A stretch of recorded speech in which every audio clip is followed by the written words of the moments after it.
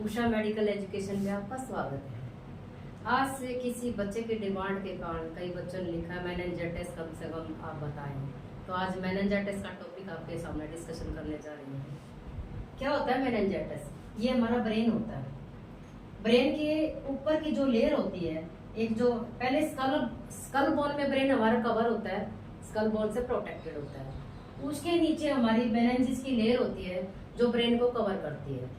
Further meninges की, जैसे ये रेड कलर का दे रखा है मैंने, मेनिंजेस दे रखा है, स्कल बोन है, ये ब्रेन है, ये पूरा सेरिब्रम है, बड़ा पार्ट होता है, ये सेरिबेलम है। ऐसे ही जैसे स्कल बोन में हमारा ब्रेन सिचुएटेड है, ऐसे ही जो हमारी स्पाइनल कोड है हमारी, ये वर्टिब्रल कॉलम में सिचुएटेड होती है। तो जो मेनिंजेस लेयर है ब्रेन को, हमारी इसमें ब्रेन को मेनिंजेस ऊपर से कवर करती है और साइड में जब आती है तो ये स्पाइनल कोड को वर्टिब्रल कॉलम दोनों में कवर कर लेती है।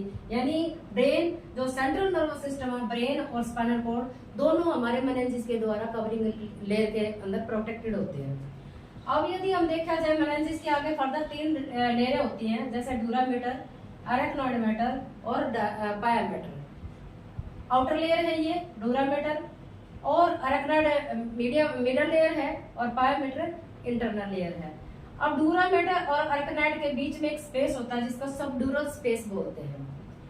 अब अरेक्नॉइड और पायामेटर के बीच में एक स्पेस होता है जिसको सब अरेक्नॉइड स्पेस होता है, जिसमें सेरेब्रोस्पाइनल फ्लूइड बहता है जो हमारी स्पाइनल कोड को नरिश भी करता है। ब्रेन से आता है, वेंट्रिकल्स लेटरल और थर्ड और फोर्थ वेंट्रिकल से आता है और स्पाइनल कोड में चला जाता है, जो इसको न्यूट्रिशन भी प्रदान करता है।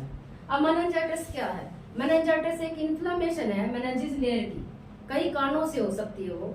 जब भी कोई कारण हमारे मतलब आ जाता है तो उससे हम रूल आउट करते हैं कैसा क्या कारण है इसका।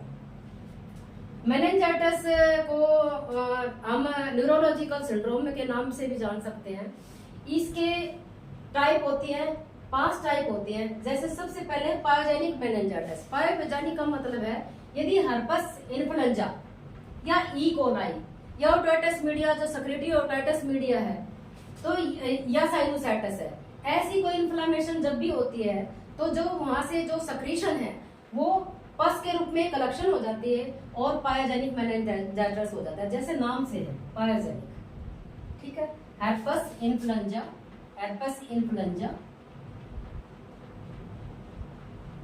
इन्फ्लुएंजा, और कौन सा होगा? ओटाइटिस मीडिया, साइनोसाइटिस,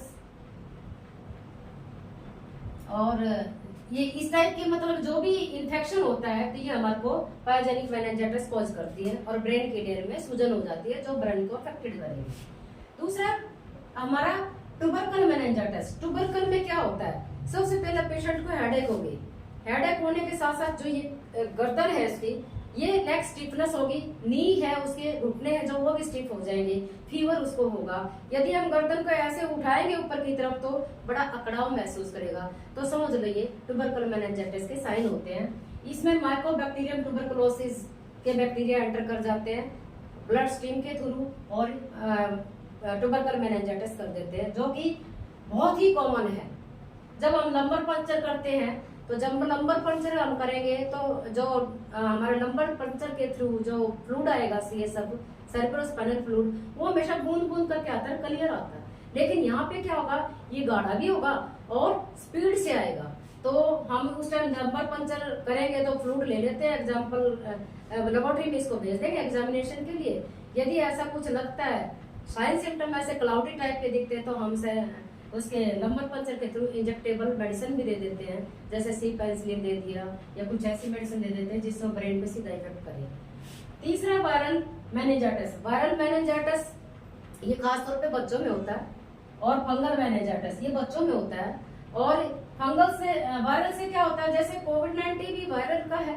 यदि कई बार ब्रेन में कोई इफेक्ट डाल देता है तो मेनिंजाइटिस होना बिल्कुल कोई ऐसी बात नहीं है, मेनिंजाइटिस होगा।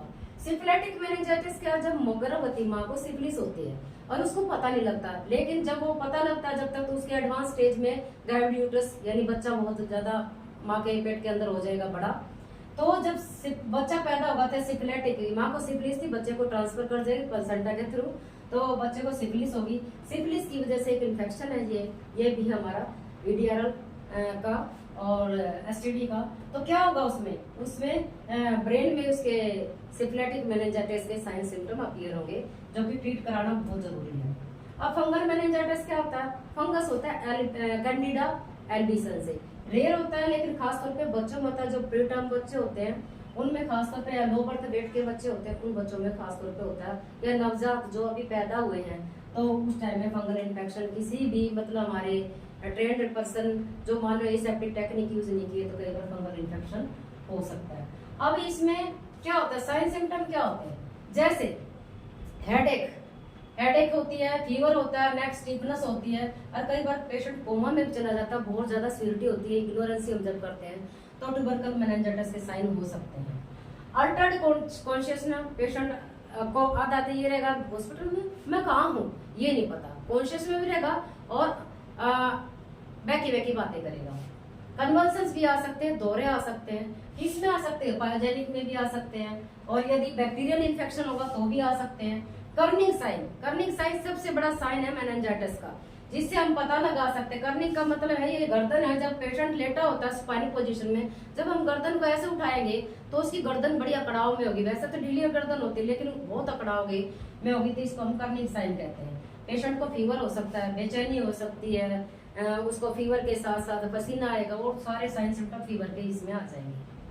अब यदि हम डायग्नोज कराएंगे तो क्या करें? सबसे पहले ब्लड कल्चर कराएंगे। ब्लड कल्चर से मतलब क्या हुआ, यदि उसको पायोजेनिक मेनिंजाइटिस या कोई किसी टाइप का बैक्टीरियल वायरल है तो हमारे कल्चर सेंसिटिविटी में आ जाएगा 24 आवर्स तक। तो कल्चर में क्या होगा, नॉर्मल होगा, स्टरलाइज है या नॉन स्टराइल है। तो बैक्टीरिया होंगे तो 24 आवर्स के बाद ही है मेडिसिन लगा के देख लेते हैं, जो मेडिसिन सूटेबल है, जो पॉजिटिव आती है उसको हम साथ में मेडिसिन देते हैं पेशेंट को। लंबर पंचर हमारी सेकंड और थर्ड लंबर वर्टिब्रा से करते हैं। ये मेनिंजाइटिस के लिए बहुत जरूरी है। सेरेब्रो स्पाइनल फ्लूइड वहां तक बहता है तो क्या करते हैं, एग्जामिनेशन करते हैं हम लंबर पंचर की। जब लंबर पंचर करेंगे साथ ही वाल में हम सेरेब्रो स्पाइनल फ्लूइड का सैंपल ले लेंगे, और यदि लगता है ट्यूबरकल है या किसी चीज का पता लग जाता है, डॉक्टर जब करते हैं तो पता लग जाता है, तो हम इंजेक्शन भी वहां पर दे सकते हैं। डायग्नोस्टिक पर्पज के लिए हम लंबर पंचर करेंगे। एक्सरे चेस्ट करवा लेते हैं, कई बार बहुत ज्यादा कुछ ऐसी प्रॉब्लम आती है, सीटी स्कैनिंग करा लेते हैं। जैसे हमारी सेरिब्रल एब्सेस होता है, दिमाग में एब्सेस बन जाता है, उसके लिए कराएं ग्राम स्टेनिंग। ये ट्यूबरकली के लिए है। यदि मान लो टीबी है तो हम ग्राम स्टेनिंग बैक्टीरिया के लिए ग्राम स्टेनिंग कराएंगे। अब कॉम्प्लिकेशन हमारी क्या हो सकती है? कॉम्प्लिकेशन क्या हो सकती है? सेरिब्रल एब्सेस हो सकता है, यानी दिमाग में फोड़ा हो सकता है, ओडिमा हो सकता है, यानी सूजन हो जाए सेरिब्रल ओडिमा। हाइड्रोकेफेलस क्या ब्लॉकेज हो जाएगी हमारी। हाइड्रो मीन्स पानी, स्पेलस मीन्स हो गया दिमाग या ब्रेन। क्या होगा इसमें, जब एक बच्चा इंट्रायूटेराइन कैविटी में होता है तो उस टाइम में यदि उसके सीएस जो वेंट्रिकल्स है, लेटरल वेंट्रिकल्स है या थर्ड और फोर्थ वेंट्रिकल्स है, उनका अवरोध आ जाए, ब्लॉकेज हो जाए उसके अंदर, तो जो सीएसएफ का फ्लूइड है वहीं की वहीं कलेक्शन होना लग जाता है। तो बड़े बच्चे का क्या होता है, सिर बड़ा हो जाता है और पानी भर जाता है उसमें। सबड्यूरल इफ्यूजन का मतलब क्या है, collection of abnormal fluid ड्यूरल space में, तो ये कॉम्प्लिकेशन हो जाती है। अब हम ट्रीटमेंट के बारे में करेंगे मैनेजमेंट। अब मैनेजमेंट क्या होगी इसकी, मैनेजमेंट में सबसे पहले क्या करें, जैसे पेशेंट हमारे पास आता है तो उसको हम क्या करेंगे, सुपाइन पोजीशन देंगे, रेलिंग बेड देंगे। यदि दौरे आते होंगे तो रेलिंग बेड जरूर प्रोवाइड करेंगे। वाइटल साइन देखेंगे उसके, उसमें ब्लड प्रेशर, पल्स, टेम्परेचर और रेस्पिरेशन काउंट करेंगे। यदि कोई अबनॉर्मल तो उस टाइम देखेंगे। यदि बुखार है तो टेपिंग स्पंजिंग करेंगे साथ में। और यदि पेशेंट को दौरे आते हैं तो ऑब्जर्वेशन करेंगे किस टाइप के दौरे हैं, उसी हिसाब से हम डायजिपाम का इंजेक्शन, आईवी फ्लूइड लगाएंगे। आईवी फ्लूइड लगा के उसको एंटीबायोटिक, यदि उसको पायोजेनिक बैक्टीरिया का इन्फेक्शन है तो एंटीबायोटिक देंगे, ब्रॉड स्पेक्ट्रम देंगे जैसे पेनिसिलिन है तो वो हम देंगे साथ में। यदि पेशेंट को हाई ग्रेड फीवर है तो हाइड्रोथेरेपी करेंगे, यानी बर्फ डाल के पानी में तब करेंगे। यदि ज्यादा नहीं है बुखार तो हम टैपिड स्पंज करेंगे। यानी टैपिड स्पंज का मतलब क्या होता है, टैपिड का मतलब जो नल से पानी लिया है उसमें कॉटन का गॉज वगैरह या कोई कपड़ा लेके हम उनको पूरी बॉडी को स्पंजिंग कर देंगे, ये है टैपिड स्पंजिंग। और यदि फीवर है तो एंटीपायरेटिक देंगे पेशेंट को। और यदि पेशेंट मुंह से कुछ नहीं ले पा रहा तो हम आईवी लाइन तो दे देंगे, और आईवी लाइन के साथ कई बार राइस ट्यूब भी डाल देते हैं, ताकि उसको पेशेंट को राइस ट्यूब से भी हम कुछ फ्लूइड दे सके, लिक्विड दे सके, या कोई भी हमें इलेक्ट्रोलाइट देने हैं तो वो हम दे सकते हैं, जूस दे सकते हैं, मिल्क दे सकते हैं। सिप्लाइटिक में भी ऐसे एंटीबायोटिक देते हैं। फंगल है तो फंगल में हम क्या देते हैं, क्लोट्राइमेक्साजोल के मतलब जो ड्रग्स है वो देते हैं, जैसे टैबलेट आती है 150 mg की आती है, तो हम पानी में यदि राइस ट्यूब डालें तो पानी में पीस के दे देंगे, और यदि ओरल ले सकता था वो उसको पेशेंट को ओरल देंगे।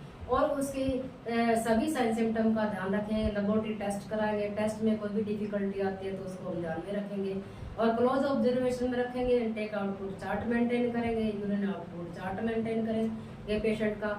और जो पेशेंट यदि कॉन्शियस है तो उसके पेशेंट को और परिजनों को समझाएंगे, साइकोथेरेपी देंगे। यदि पेशेंट अनकॉन्शियस है तो ग्लासगो कोमा स्केल यूज करेंगे हम। उसमें motor response, I response, verbal response mandatory है, 15 नंबर का आता है ग्लासगो स्केल, जो कॉन्शियस लेवल को चेक करता है।